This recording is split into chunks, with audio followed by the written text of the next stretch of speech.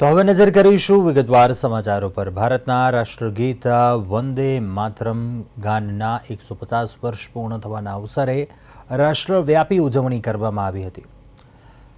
આ પ્રસંગે નવસારી જિલ્લા કલેક્ટર કચેરીના સભાખંડ ખાતે ભવ્ય કાર્યક્રમ યોજાયો હતો અને કાર્યક્રમમાં જિલ્લા વિકાસ અધિકારી પુષ્પલતાની અધ્યક્ષતામાં કાર્યક્રમ યોજાયો હતો, જેમાં નિવાસી અધિક કલેક્ટર, જિલ્લા પ્રાંત અધિકારી સહિત વિવિધ શાખાના અધિકારીઓ અને કર્મચારીઓ ઉપસ્થિત રહ્યા હતા।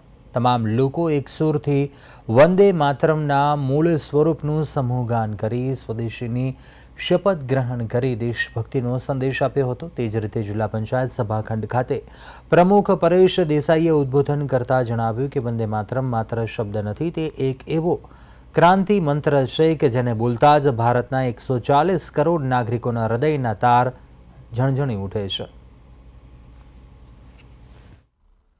આજરોજ ભારતનું વંદે માતરમ ગાનની રચનાને 150 વર્ષ પૂર્ણ થયા છે, જેને લઈને આપણા દેશના યશસ્વી વડાપ્રધાન શ્રી નરેન્દ્રભાઈ મોદીજી દ્વારા સમગ્ર દેશવાસીઓને આહ્વાન કરવામાં આવ્યું કે જેને લઈને નવસારી જિલ્લા પંચાયતમાં અને જિલ્લાના વહીવટીના તમામ કર્મચારીઓ, અધિકારીઓ સહિત સામૂહિક વંદે માતરમ ગાનની ગૂંજ ઉઠી હતી અને સાથે સ્વદેશી વસ્તુઓ લોકલ ફોર વોકરની પ્રતિજ્ઞા પણ લીધી હતી।